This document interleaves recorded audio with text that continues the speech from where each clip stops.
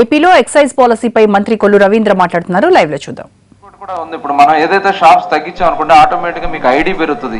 ID పెరిగిన తర్వాత అక్కడ లేనిపోయిన అనారోగ్యాలు వస్తాయి. వాళ్ళు చాలా మంది కూడా గతంలో ఇప్పుడు ఆల్రెడీ బాంబే ఇన్సిడెంట్ మనం చూస్తున్నాం. ఇలాంటి పరిస్థితులు రాష్ట్రంలో రాకుండా ఉండడం కోసం కఠినంగా చర్యలు తీసుకోవడం జరుగుతుంది, చక్కగా ఇంప్లిమెంట్ చేయడం జరుగుతుంది. పర్మిట్ హోమ్స్ ఇవ్వకుండా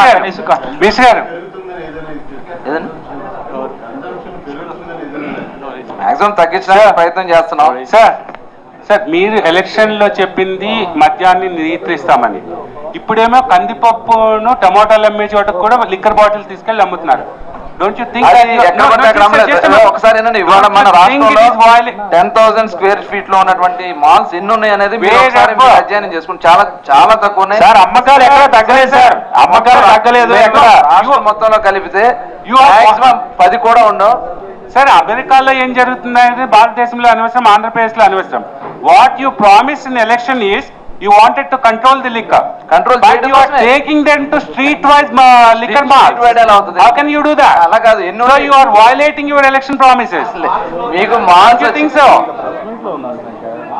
It's violation of your electoral promises, particularly to women, particularly to women who are against this. You are violating your promise made to the women.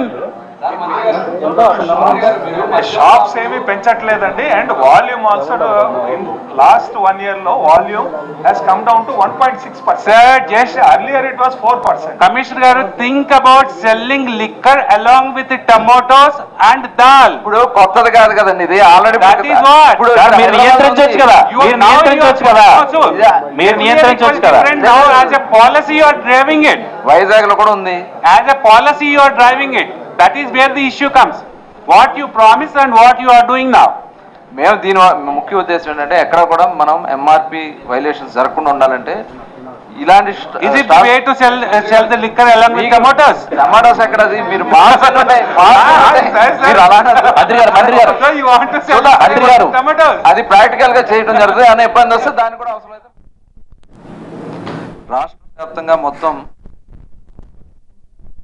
షాపులు ఉన్నాయి. వీటికి దరఖాస్తుల్ని స్వీకరించి లాట్స్ విధానంలో డ్రా సిస్టంలో డ్రా తీయటం జరుగుతుంది. ఈ 4,380 షాప్స్లో 10%కి తగ్గకుండా ప్రభుత్వ షాపుల్ని ఏర్పాటు చేయాలని, అలాగే షాపింగ్ మాల్స్లో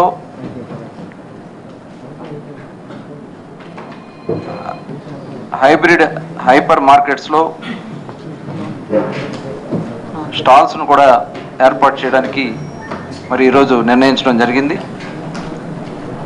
ఈ నూతన మద్య విధానం 1/7/2015 నుండి 30/6/2017 వరకు, అంటే 2 సంవత్సరాల కాలంలో ఉంటుంది.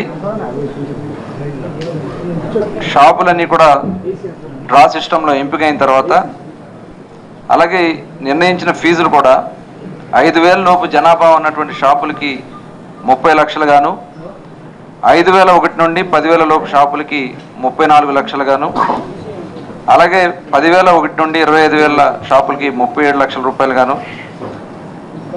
25,000 నుండి 25,001 నుండి 50,000 వరకు 40 లక్షలు గాను, 50,001 నుంచి 3 లక్షల లోపు 45 లక్షలు గాను, అలాగే 3,01,000 నుంచి 5 లక్షల లోపు 50 లక్షలు గాను, 5,01,000 పైన ఆ పైన ఉన్నటువంటి షాపు పాపులేషన్కి 65 లక్షలుగా నిర్ణయించడం జరుగుతుంది. మొత్తం 7 స్లాబుల్లో నోటీస్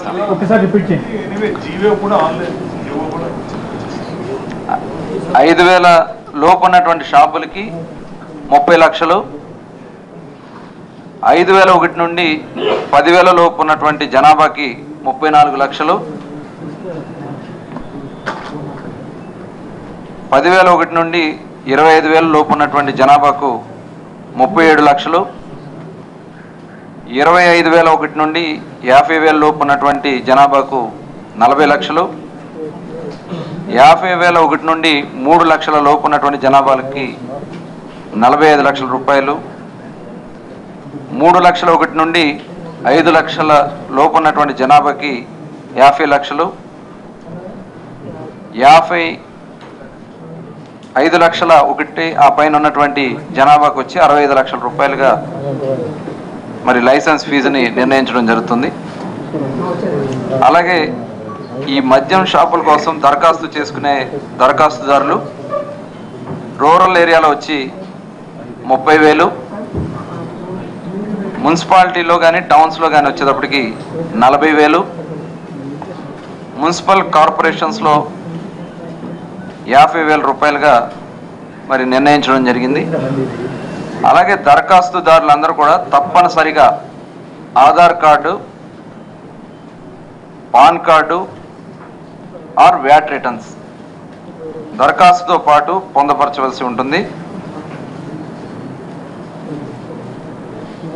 అలాగే మెయిన్ దీని యొక్క ముఖ్య ఉద్దేశం ఎక్కడా కూడా సిండికేట్స్ ఫామ్ కాకూడదు. సిండికేట్ దారులు ఎవరు కూడా ఈ అప్లికేషన్స్లో ఈ పాటలో పాల్గొకుండా చేసే దానికోసం కఠినంగా మరి ఈరోజు వ్యవహరించి పాన్ కార్డ్స్ కానీ వ్యాట్ రిటర్న్స్ కానీ క్రైటీరియాగా తీసుకోవడం జరిగింది. అలాగే మెయిన్ దీని యొక్క ఉద్దేశం ఏంటంటే ప్రతి మండలంలో కూడా ఒక షాప్ పెట్టడానికి గల ప్రధాన అంశం ఎక్కడ కూడా ఎంఆర్పి వైలేషన్ జరగకుండా, డైల్యూషన్స్ ఎక్కడ కూడా జరగకుండా, కల్తీ మద్యం కూడా ఎక్కడ కూడా కంట్రోల్ చేసే దానికోసం ఈ 10% షాప్స్ను కూడా పెట్టడం జరుగుతుంది. అలాగే ప్రస్తుతం ఉన్నటువంటి బార్లు విధానాన్ని కొద్దిగా మార్పు చేయాలి. ఈ 2B బార్లో కొన్ని అవకతవకలు ఉన్నాయి. అవన్నీ కూడా మెయిన్ ఏంటంటే ప్రిన్సిస్ లేకుండా షాపులు రన్ చేయటం కానీ, అక్కడ రెస్టారెంట్ నడపకుండా బార్లు రన్ చేస్తున్నటువంటి విధానం కొన్ని చోట్ల ఉన్నది. దాన్ని తిరిగి మళ్ళీ పరిశీలన చేసుకుని పూర్తి స్థాయిలో మళ్ళీ ఏర్పాటు చేసుకునే దానికోసం ప్రస్తుతం ఉన్నటువంటి బార్లకి కాలపరిమితిని 3 నెలలు పొడిగించడం జరుగుతుంది. 3 నెలల్లోపు మళ్ళీ తిరిగి బార్లు విధానాన్ని కూడా ప్రవేశపెట్టడం జరుగుతుంది. అలాగే 3 స్టార్ హోటల్స్ కానీ, 5 స్టార్ హోటల్స్ కానీ, క్లబ్బులు కానీ, రిసార్ట్స్ కానీ, టూరిజం హోటల్స్కి లైసెన్స్ని 1 ఇయర్ పాటు రెన్యువల్ చేసుకోవడం జరుగుతుంది. అలాగే కార్పొరేషన్ పరిధిలో మైక్రో బ్రావరీస్ ఏర్పాటు చేయడానికి అనుమతులను మంజూరు చేయడానికి ప్రభుత్వం నిర్ణయం తీసుకోవడం జరిగింది. మెయిన్ దీంట్లో ఎక్కడా కూడా నాటుసారా కానీ, కల్తీ మద్యం కానీ, లూజ్ విక్రయాలు కానీ జరగకుండా ఉండేదానికోసం పూర్తి స్థాయిలో ఈ కార్యక్రమాలు తీసుకోవడం జరుగుతుంది. అలాగే ఈరోజు 22/6/2015 డిస్ట్రిక్ట్ గెజెట్ను కూడా A4 షాపుల కోసం పబ్లిష్ చేయడం జరుగుతుంది.